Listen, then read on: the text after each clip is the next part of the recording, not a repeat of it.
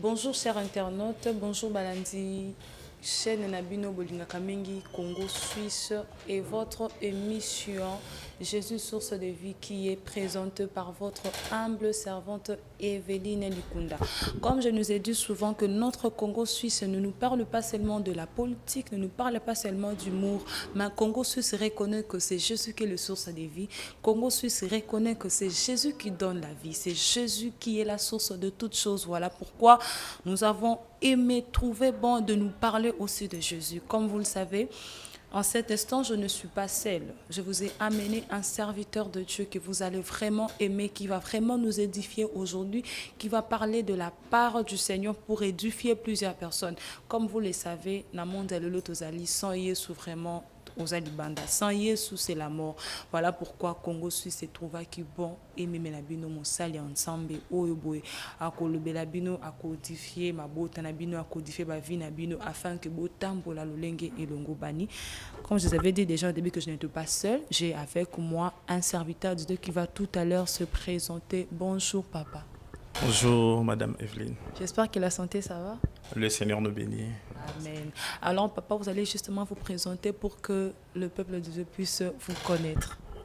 Je suis l'apôtre David Réma Kaboya, le pasteur visionnaire et responsable de l'église centre missionnaire El Shama, qui se trouve à Kinshasa, précisément à Lemba, sur l'avenue Tourne, numéro 29.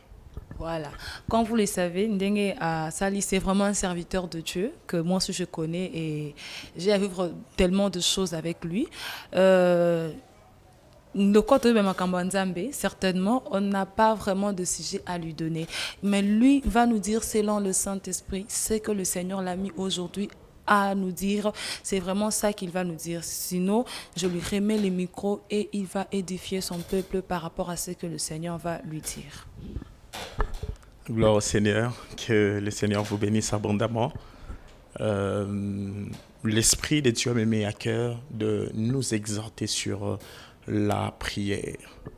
C'est quoi la prière? La prière est une communion entre Dieu et son peuple, entre Dieu et ses enfants, entre Dieu et ses serviteurs.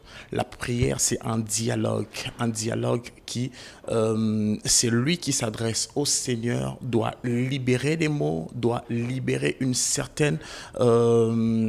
de certains mots à ces dieux-là, et ces dieux lui répondent. C'est alors qu'on appelle ça la prière. Il n'y a pas de prière si vous parlez seulement à Dieu sans pour autant que Dieu vous parle aussi. Donc c'est un dialogue qui s'est fait entre Dieu et son peuple, entre son peuple et Dieu. La Bible est en train de dire dans 1 Thessaloniciens, si on peut lire, permettez-moi de lire, la Bible est en train de dire dans 1 Thessaloniciens, chapitre 5, le verset 17, la Bible dit « Priez sans cesse ». Prier sans cesse, c'est une intention de Dieu où Dieu est en train de dire, de parler à son peuple, d'être toujours en état de prière, d'être toujours en intimité avec lui. Alors, quand Dieu veut se rapprocher de son peuple, quand Dieu veut de l'intimité avec son peuple, Dieu exige la prière. C'est pourquoi vous verrez, à tout moment où le peuple s'est tourné vers le Seigneur, plutôt, quand le peuple tournait les dos contre le Seigneur disait à son peuple, retournez vers moi, venez à moi, je reviendrai en vous. Dieu aime la prière parce que la prière, c'est quelque chose qui nous met en accord avec le Seigneur. C'est dans la prière que l'Éternel répond, c'est dans la prière que l'Éternel exauce nos vœux, c'est dans la prière que Dieu réalise sa bonté dans son peuple. Alors, la prière ne se fait pas seulement quand tu es à genoux, la prière ne se fait pas seulement quand tu es à l'église. La Bible précise très bien que prier sans cesse, cela veut dire tu dois être en état de prière, changer la manière de comprendre la prière, changer la définition, les concepts de la prière dans son mental. La prière n'est pas seulement le temps où tu prends à l'église avec le Seigneur, mais la prière doit être une vie pour toi. Tu es en train de marcher, mais ton esprit est dans la présence du Seigneur. Tu es en train de faire tout ce que tu peux faire, mais ton esprit est captif à Dieu. Ton esprit est en contact avec le Seigneur, en train de parler à Dieu, en train de supplier des choses à Dieu, en train de décider, de désirer des choses nouvelles au Seigneur. Et la Bible est en train de dire encore... permettez-moi de lire. La Bible est en train de lire et est en train de dire dans Matthieu chapitre 26 le verset 41. Matthieu 26 le verset 41, la Bible dit: veillez et priez afin que vous ne tombiez pas dans la tentation. L'esprit est bien disposé, mais la chair est faible. L'esprit est bien disposé, mais la chair est faible. Lorsque tu es en prière avec le Seigneur, en intimité avec le Seigneur, Dieu dispose ton esprit. Car la Bible est en train de dire dans Job chapitre 32 le verset 8, la Bible dit qu'en réalité, en l'homme, c'est son esprit, les souffles de la vie qui donnent l'intelligence. Cela veut dire, Dieu prépare d'abord l'esprit de la personne avant de préparer son corps. C'est l'esprit qui entre en contact avec le Seigneur avant que le corps puisse rejoindre ce qui est déjà fait en esprit. C'est pourquoi la Bible dit: priez pour que afin que vous ne tombiez pas dans la tentation.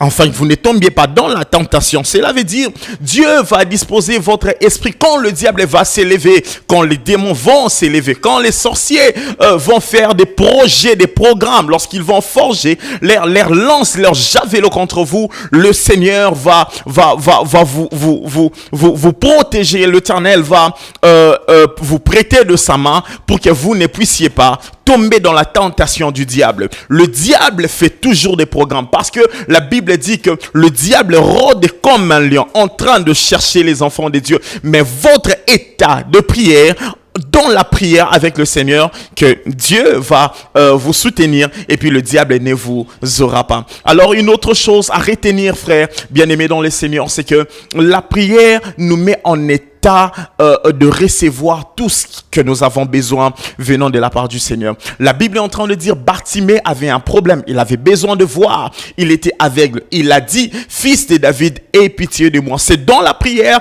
qu'il s'est exprimé, il a présenté son besoin, le besoin qui était précis. Il a dit: fils de David, aie pitié de moi, je veux voir encore. C'est quand tu es en état de prière, dans la présence du Seigneur, c'est dans la prière que tu vas dire à Dieu ce que tu as besoin. Avec le Seigneur, on n'a pas honte, frère bien-aimé dans le Seigneur.